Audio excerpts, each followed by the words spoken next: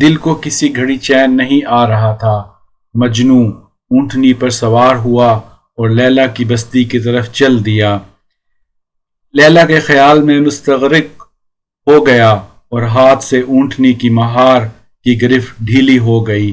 اونٹنی نے لیلا کی بستی کی طرف چلنے کی بجائے فوراً اپنا رخ مجنوں کے گھر کی طرف کر لیا، کیونکہ گھر میں اس اونٹنی کا بچہ تھا جس کی محبت اس کو بے چین کیے ہوئے تھی۔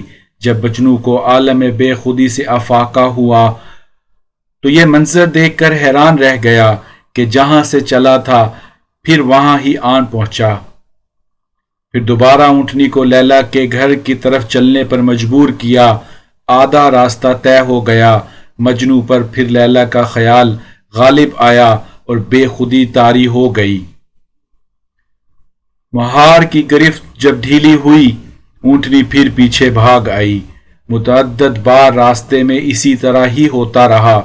مجنوں جب ہوش میں آتا تو خود کو وہیں پاتا جہاں سے چلا تھا۔ لیلا کی یاد میں جب دل زیادہ بے چین ہو گیا تو اونٹنی کو پھر لیلا کی نگری کی طرف چلنے پر مجبور کیا۔ تھوڑی دیر بعد لیلا کی یاد میں پھر بے خودی کا عالم طاری ہو گیا۔ اونٹنی پھر پیچھے بھاگ آئی۔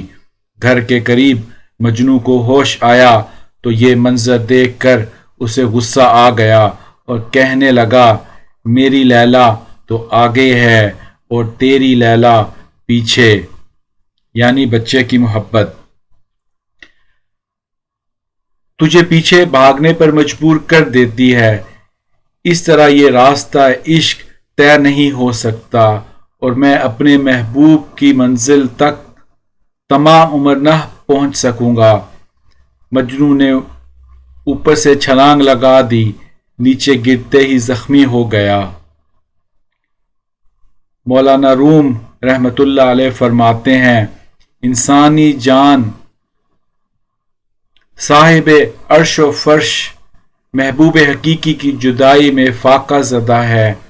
وہ اس سے ملنے کی خواہش رکھتی ہے، جبکہ یہ خاکی بدن عیش و عشرت کی جستجو میں مثل اونٹنی کے سمت مخالف کو جاتا ہے۔